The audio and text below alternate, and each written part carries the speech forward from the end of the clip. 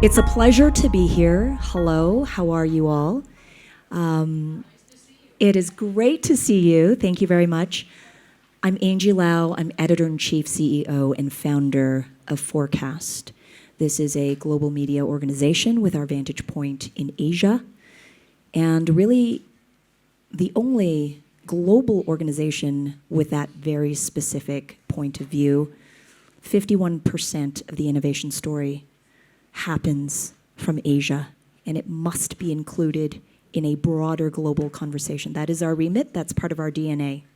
So it's a pleasure to be here, and I'm thrilled to be working with Sandra and GBBC and all of the leadership here to really advance the understanding and the adoption of the space. So without further ado, maybe I stand.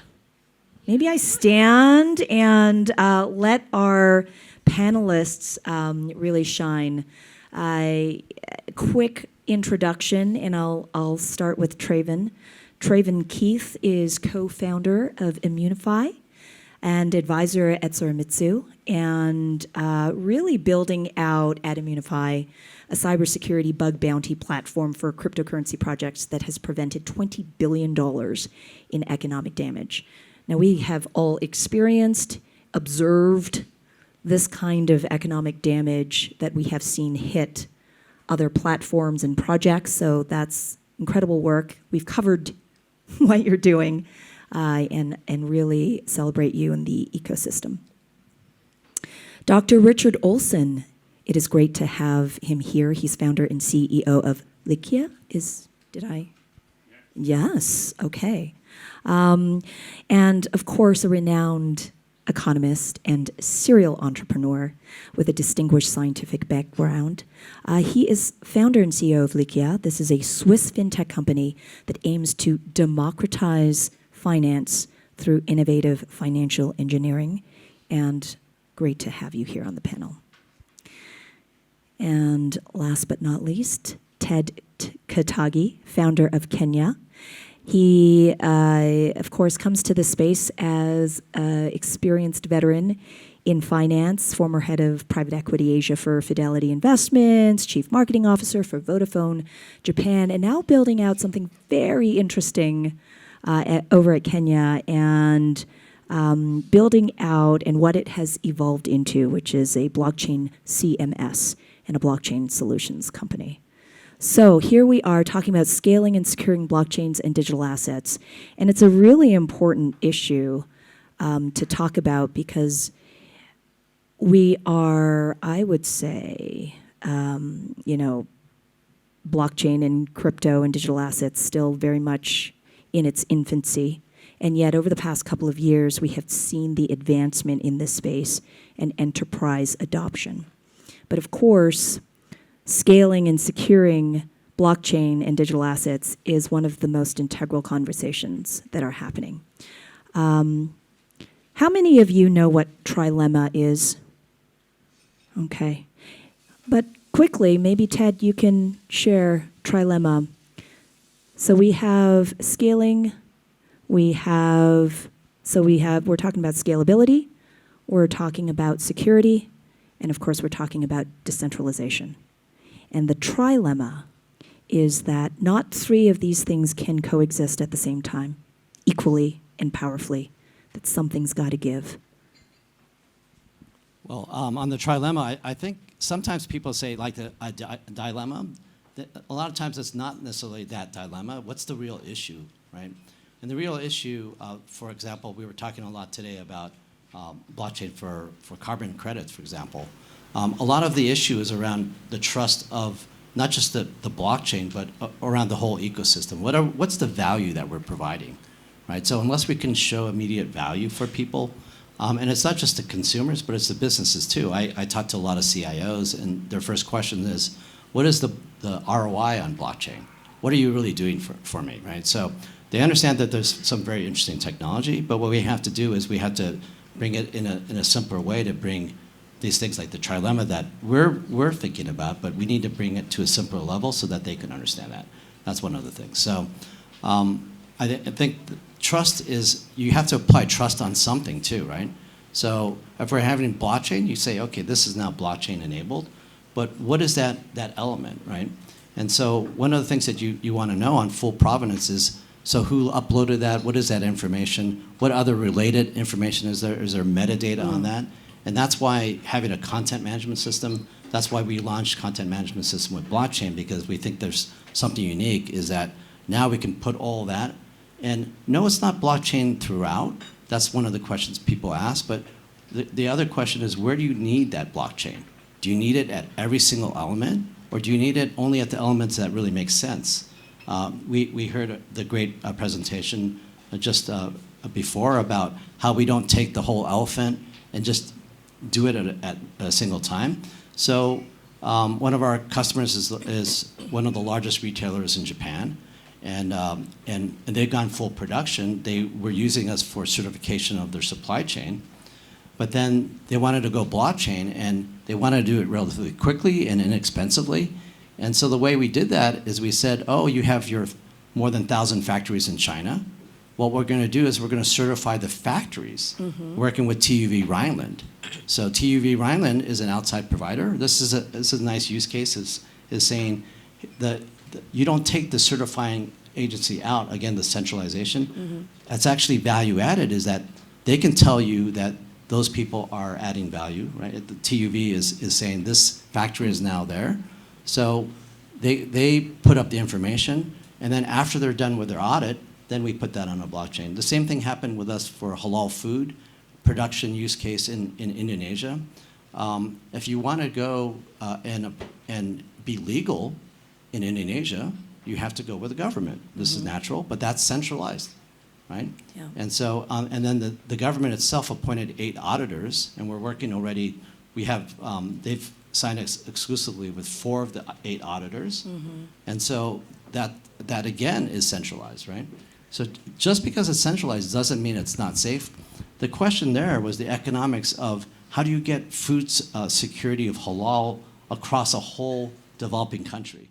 So your concept is really thinking about not the technology trilemma per se, but taking it in separate chunks and applying it. That's right. Which actually creates more efficiency instead of having to figure out the whole system, that if it's effective in one specific instance, that's powerful enough. Richard, how do you think about this?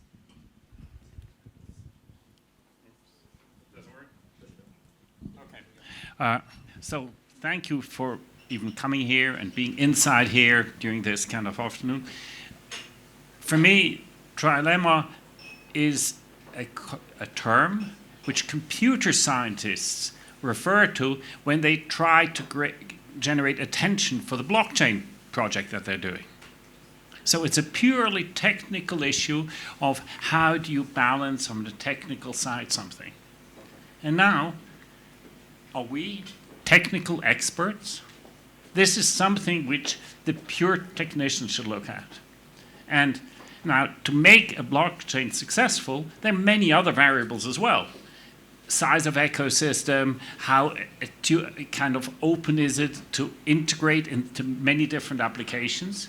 So the trilemma is just a very low-level technical issue, and we have to recognize it as that. And, you know, I would argue the real issue of kind of scalability, getting acceptance, are at much higher levels, because blockchain technology, and I think this is what's going wrong in the debate, we all think it's about this distributed ledger and things. But in real fact, it takes mountains of code, integration of business process to really make it take off. And this is where the battle is. The integration and the applicability of that. And across discipline. Yeah. Like, we have historically grown businesses, and we all know, we all like our bonuses, because when we go home to our wives or partners and tell them, you know, my bonus has been halved, she'll not be happy. So we'll defend that. But if we want to get this domain to really flourish, we have to think cross-sectors, cross-industries, cross-disciplines. And that's the challenge. Travin, I wonder, you know, what are some of the main security considerations then, from your point of view, when it comes to blockchains and blockchain applications? So it's multiple fronts. As I mentioned, Trilem is pretty much in the lower level, and there's a lot of things in the higher level that affects that. It depends on, how far decentralized do you want to go. I mean, back in 2013, there was an experiment called NXT to try to test how far decentralization could go before centralization occurs. And it showed very much also that in a very decentralized environment from the first day, things break down quite quickly. One of the reasons why the experiment failed, or rather succeeded, but showed why it doesn't work, is because of the human element around it. And that's one area that a lot of people don't consider. You can have the most perfect design, but if you don't have the right people around you, it can very much fail. And especially if you're trying to go for high decentralization for whatever reason. Maybe you've determined for that to be the most viable case. It's not my judgment case on that. And so that's one area that I actually feel that's lacking quite a lot in the space as a whole. A lot of people try to say, like, okay, our code is very secure. A lot of these things are very secure, but you have to trust me on some aspects. And sometimes they don't talk about it too clearly. Like, they have an application, and you can only access it through a website that they control. Everything else can be seen open source. Yeah, that's cool. But you have to trust them about what you're accessing. And I think this lack of understanding about these various attack vectors is one big part. I mean, I don't need to talk about the code security issues. I think we all know about that. But yeah, this one area that I've seen to not really be tackled so much, the operational security and just people trying to be mindful about what they're doing. But that is really an industry-wide problem and issue. Yes. It's that, we're at the leading edge of this technology. And how much of I don't want to say policing, but just best practices, industry standards that we can apply across the industry and really bring up the rest of the trust that, sometimes is really vacant and missing. Yeah. Well, I think that we've had some level of self-policing. If a project comes up and the code hasn't been audited, they usually get called out on it. Sometimes they still pass through, of course. But unfortunately, that's kind of where it stops a lot of the times. When people question certain structures, they get just discarded and saying, hey, you're just fudding a lot of what we're doing. Even if their criticisms are actually very valid. And so that's definitely something that needs to change. Treatment of white hat hackers, it's one of the reasons why we started Immunefi. It's because we found out that they weren't being compensated well. Okay, I found a bug that can prevent the loss of $10 million, and they say, okay, here's a T-shirt. I don't think that's fair. It's incredible work what you're doing, actually, is really advancing and creating value and recognizing it for the white hat hackers. Yeah, because this behavior is actually something we want to encourage in the space where if you find something where people could lose money, you should report it. And of course, on the project side, you have to encourage that people continue to do this.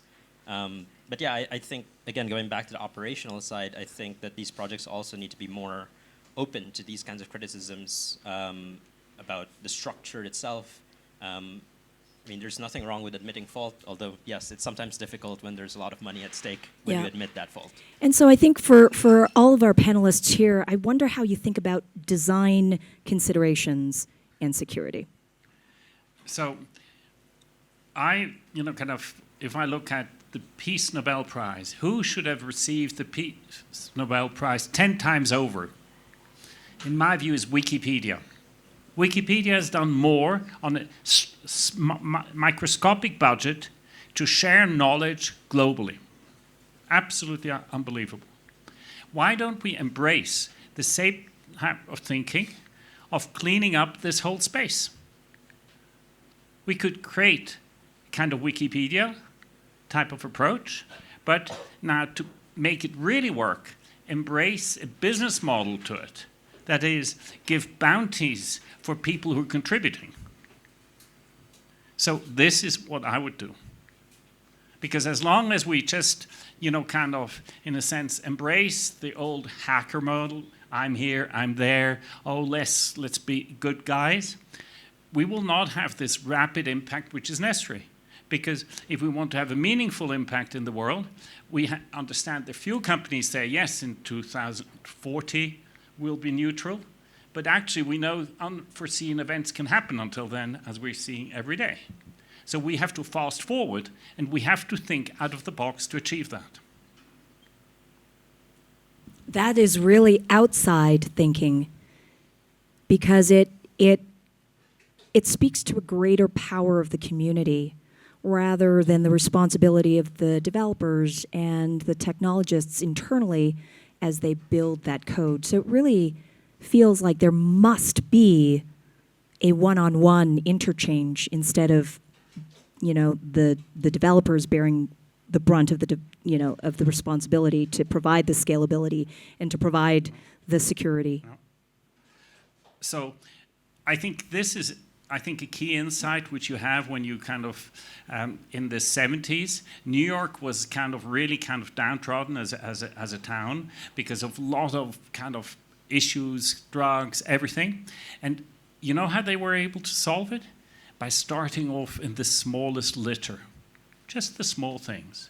And then the same thing, the big problems, we can attack by starting in the small. And therefore, first go to the bigger community.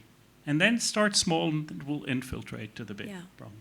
How do you think about it? When you built out Kenja and, as you build it out for the enterprise solution. I should say it's Kenja, except for... I'm sorry, Kenja. It's, Kenja, sorry. But yeah, we're in Switzerland, German part, right? So, so when we think about it, I think it's kind of echoing some of Richard's and Travin's points. It's about people, right? People build the security, right? And there are a lot of great developer solutions on it, but one of the issues is, what does that 64-byte hash mean to somebody? You go on an Etherscan, it seems like, what is this? It doesn't even seem official if you look at the website, right? What does that mean to people? So instead of just doing that, we have what we call the visual trust layer. So you want to have people to see more than just that 64-byte hash. What does it mean to me visually? So for halal food, I don't want to just see a hash. I want to see, well, who's the butcher that actually worked on this? Or what's the factory or the PDF of the certificate or the metadata around that? So what we do is we can bundle a website with that hash, and then that, we think, provides more information, which is, I think, as a community, we have to educate more of the consumers. What is the value of a blockchain, right? So that part of it is building that bundle in. And the other thing I'd say on security is, especially in enterprise, we have one of the world's largest investment banks is a production customer. And we had to go through a 1.5 years of security audit. Okay, and they said, when we went through this, I'm just going through this, my technical team had the pain of implementation, but they actually said, no, we like our files locally, and we said, okay, we can do our deployment on-premise, behind your firewall. And they said, we like our files locally, we don't like your software locally. We want your software in the cloud, right? Because we can't audit the software that you wrote. So we want that in the cloud, we want our files locally. So we had to build a data broker for them, and it took a lot of time. But the point is, each of these enterprises, if we are to be successful, we have to, again, the elephant one piece at a time, right? Yeah. We have to go. Each company has their own definition of security. Enterprises are very big, proud companies. So we have to address security the way an investment bank would want it, or a retailer would want it, et cetera. But if you're going to customize such unique experiences per vendor and per client, that erodes scalability. That's the argument that people at Salesforce will want to have you believe. And you look at the cost bar of how much Salesforce actually spends on their R&D is actually very low relative to their sales. So the reality is enterprise do what the enterprise want. They're the elephants, right? And the reality is they do have money and budget for this, but here's the ultimate thing, is we've been doing this successfully for years, and what we do is every time we get a customer and we say, wouldn't you want, what we do is that enterprise investment bank, that global investment bank, we ask our other customers, don't you want that same type of security? And they do. There's some components that have to be customized, but there's a lot of it that is not custom. It works on the Yeah. overall platform. Yeah. So that's my answer to it. What do you guys think? Is there some compromise needed between scalability and security? Well, I mean, it's a question of what do you want to scale to? You know, it's like, do you want to scale by having fast confirmation in your network? Do you want to have a lot of data in that? So it really depends, and you secure that depending on what you want to achieve. So it really varies, and I don't want to go to each individual way. Richard? I mean, first of all, in parts, the kind of issues, for me, can be solved quite easily. For example, just if to transactions, I add an insurance factor that if anything could go wrong, I'll compensate you for any loss. Everything is solved. Speed doesn't matter anymore, because if it would be, for some reason, doesn't quite work after a thing, you can compensate it.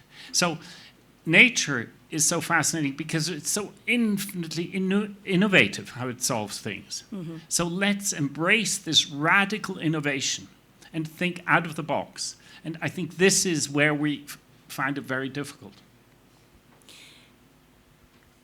It's a question that I think plagues all of us in the industry at the moment, because the security issue is still, I think, the greatest threat.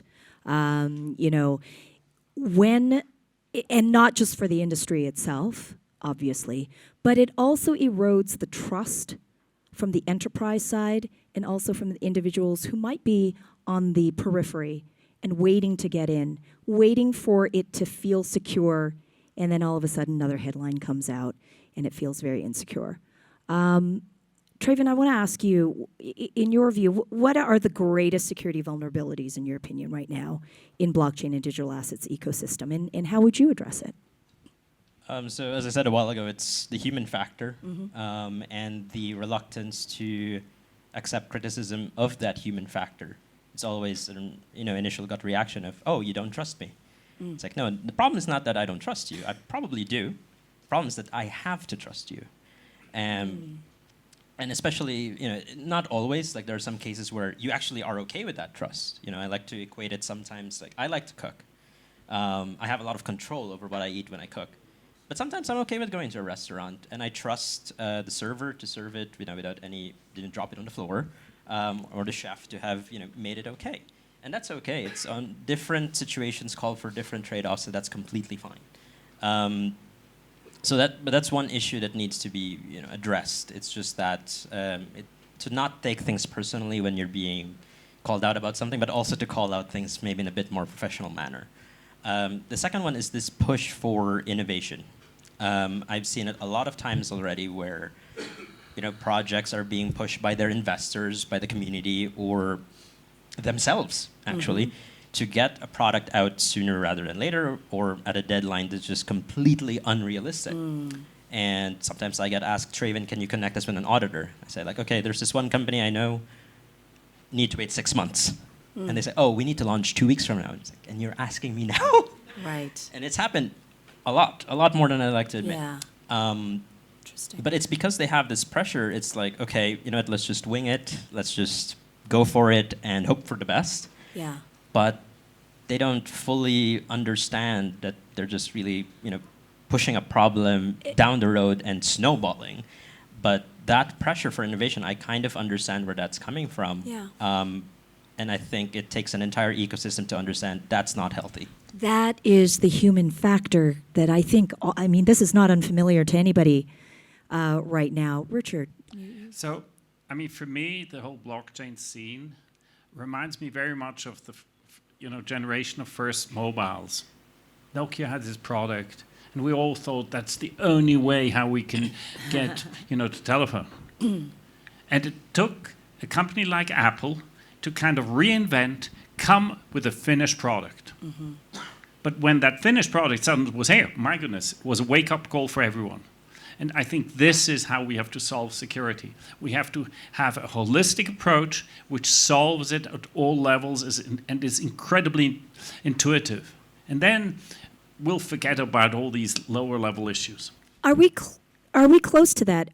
Do we have the advancements to be able to get to what you're talking about, a holistic security solution that is an industry standard?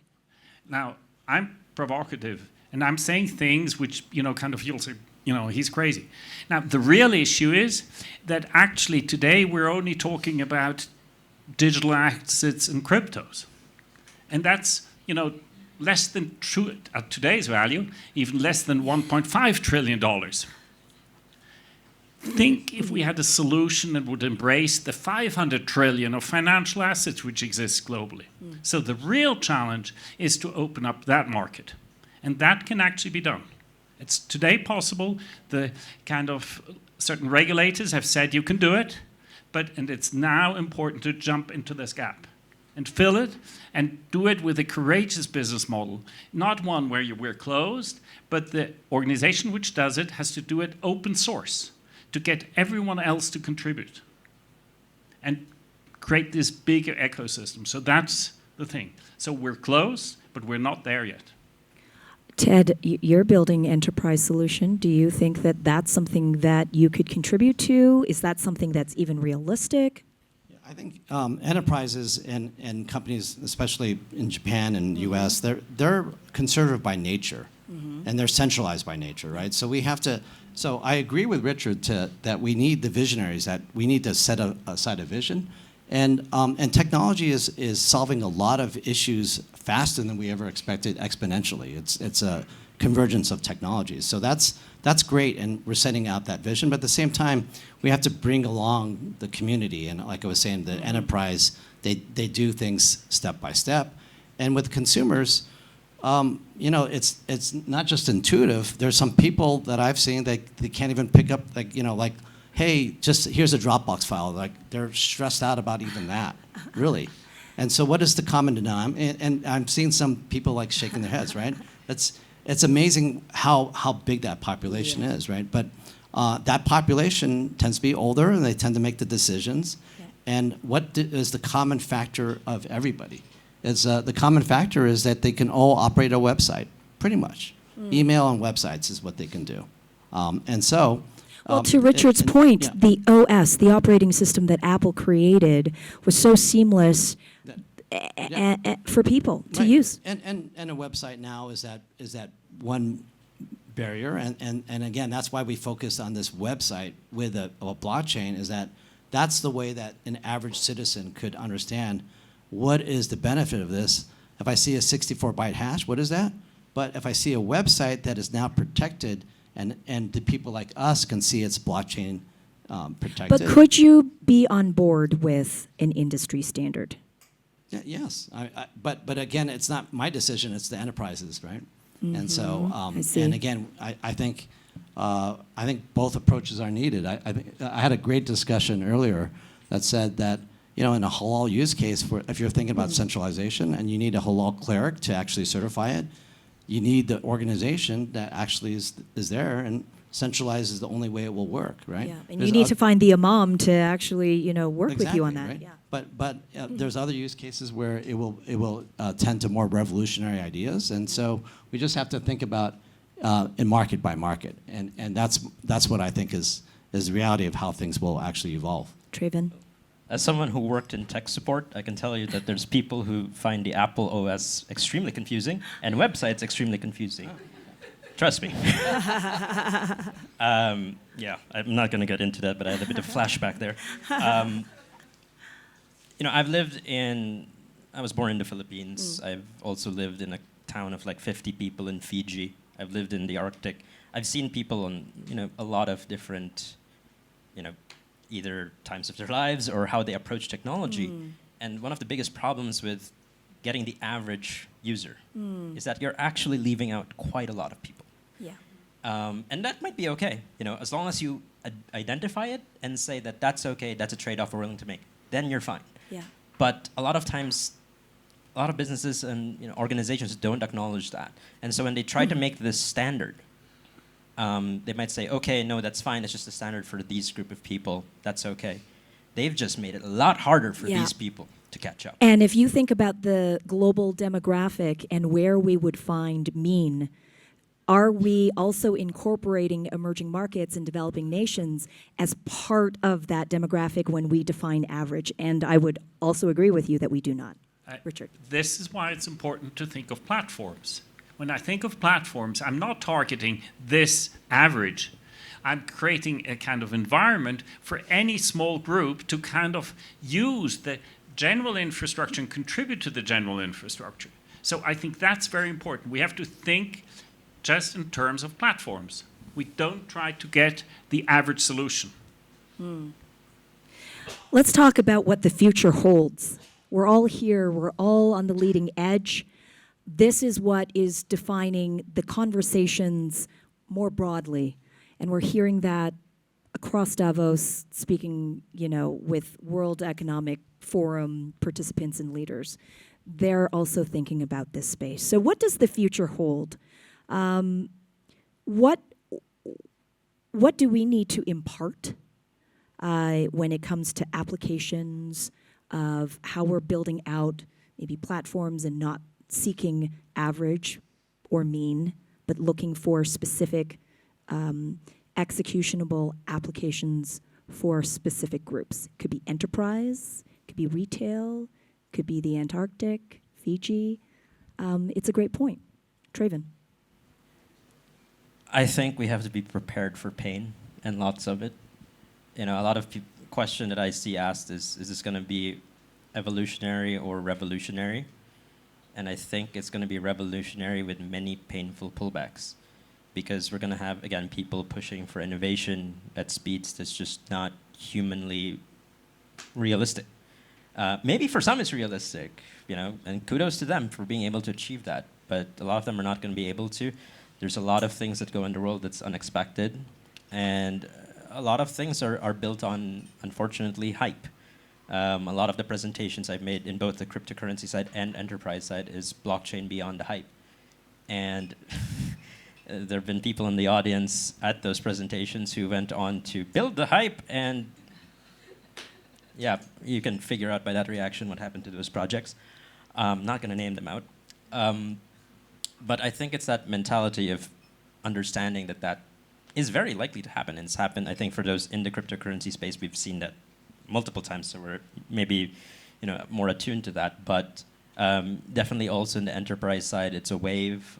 Things come up and things come down. And in a way, one big negative side from it, and this is why I say you have to be prepared for it, is because there's this thought process where when it goes down, okay, we've filtered out the bad stuff. No, we haven't. Mm-hmm. They're going to come back bigger and stronger and louder. Mm-hmm. And they always have. Mm. But it's... Do you think we're at that point right now? There's some aspects that's like that. Mm-hmm. Yeah. Mm-hmm. And it's being able to think critically, think for, of course, listen to others, but also be able to come up with questions for yourself. Mm-hmm. And not feel bad about criticizing something, at least, internally. Again, be professional about it. I don't mean to go up to somebody and attack them. Mm-hmm. Do it by asking questions. Yes. Do it by seeking to understand first, yes, but questioning the thesis and the technology behind it. Yes. And doing your homework. Yep. I get that very much. We get that very much. I also hear something super interesting. You're questioning the value judgment of scalability. This is almost a human desire to seek when it comes to business. And you're calling it out. Yes. You're saying scalability actually is what is dangerous. This is what I'm hearing from you. Yeah, because there's a lot of projects that just say okay, yeah, our platform can handle 50,000 transactions per second. First of all, how much data is actually in one transaction? Second, do I need that, and why? Mm-hmm. If you do, great, you found your solution. Right. But I think a lot of people are pushing on scalability without even understanding the problem they're trying to solve. Mm. One big scalability thing with regard to people, and one thing that I haven't mentioned was identity.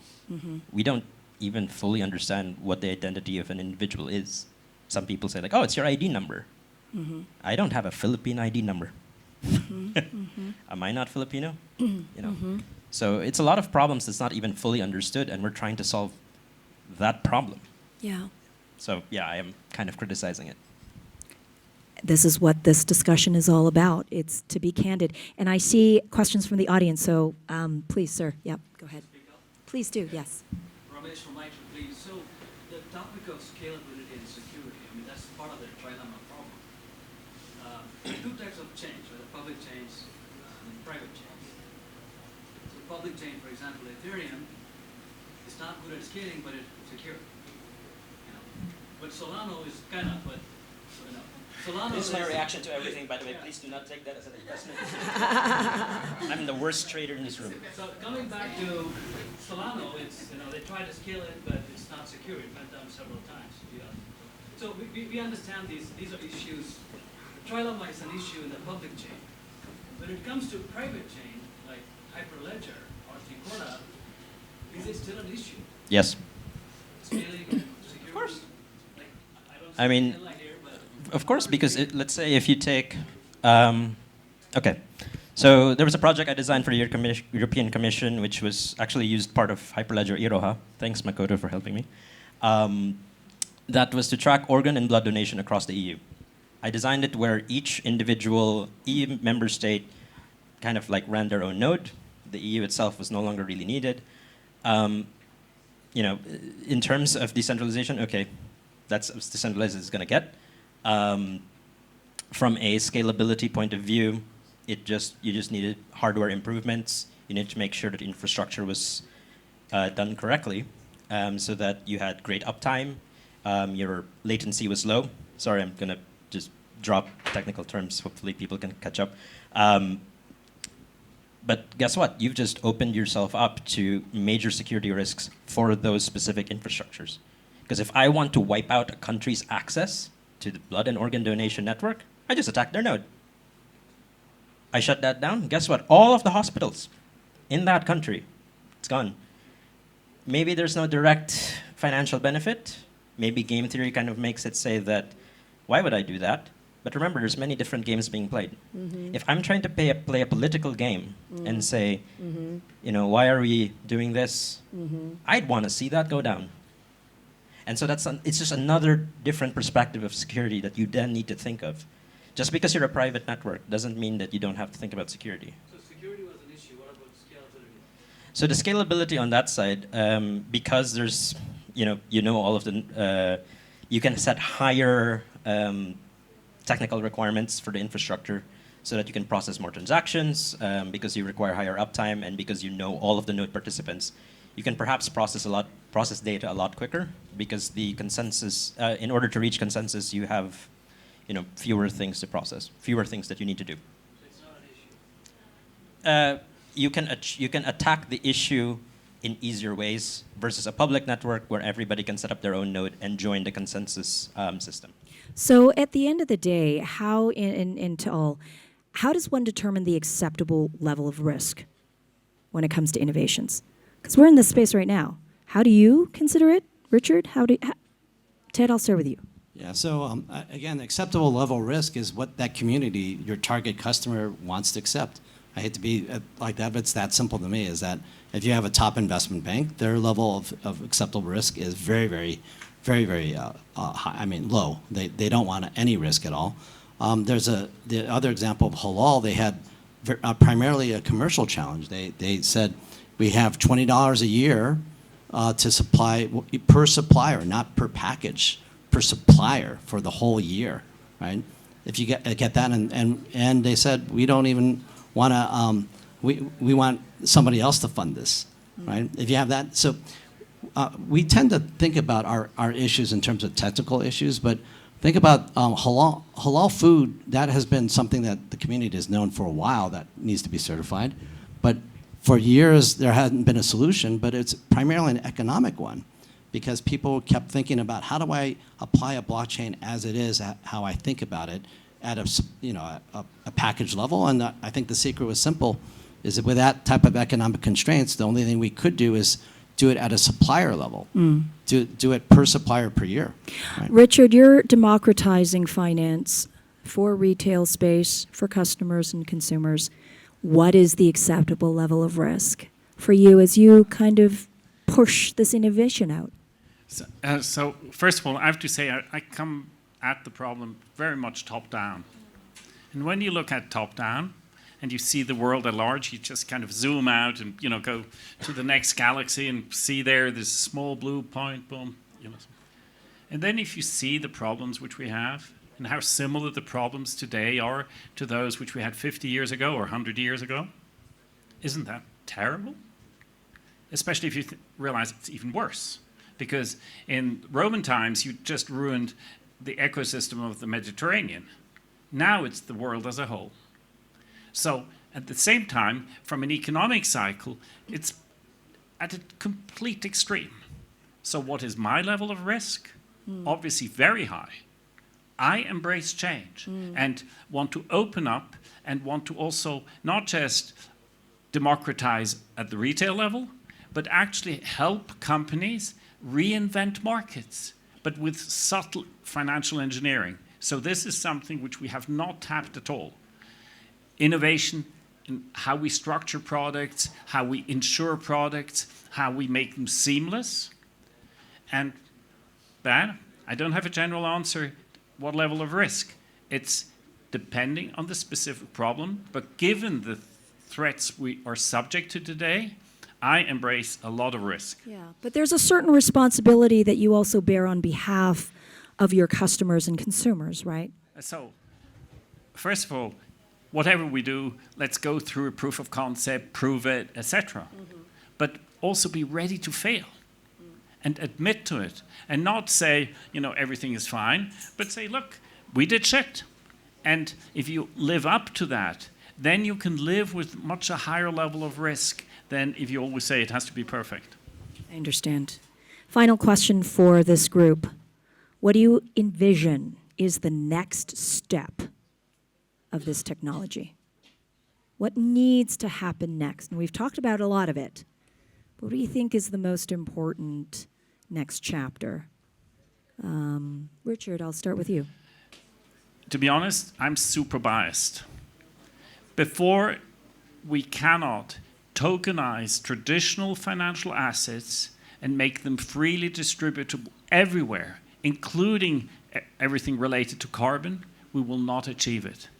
Because we have to reach the everyday man, and the everyday man doesn't want to hear something which has this terrible name, crypto, which, he does this. Ted. I think in the end, it's consumer acceptance. This is what consumer and business acceptance, right? We here are all understanding the future, what we think, but it's only going to come after the people outside of the room, when everybody understands the value, right? What is the value of blockchain, right? And they need to clearly see that in the ROI for businesses, and consumers need to see that. Oh, I see that visually. What does that mean when I see that traceability? So that's the big issue, because without the acceptance of the end customer, we're not going to get all the other commercial benefits. So mass adoption for you. Travin. So I agree quite well on those two. I mean, I think that what's next should be, or eventually at least, that people stop saying the word blockchain, at least from B2C standpoint. From B2B, fine. As much as I don't like a lot of the NFT spaces, I actually really like that they got that term down. Because with that blood and organ donation tracking thing, I used singleton assets, which are, essentially the same thing as an NFT, but for organs and blood packs, and nobody cared about that. And I mean, that's been a technology that's been around since, I think, 2014, 2015. It's not new, but they got people to talk about art and creating an NFT out of their art from people who don't know what a blockchain is, and that's great. That's fantastic. Once the consumer is reached without even caring what the back end is, which blockchain is just an over-glorified back end, actually. So. Yeah. And I think all of you underscore what I think is truly at the heart of the issue, which is education. And if there is an understanding of this space beyond just the technology and really seeing value at an individual level and how it can really change lives, that's really what we're talking about here. So thank you all for educating us, and thank you all for participating in this conversation. And yes, if you have any follow-ups, please, our panelists are here. We're all here. Great conversations to be had. Thank you, everyone.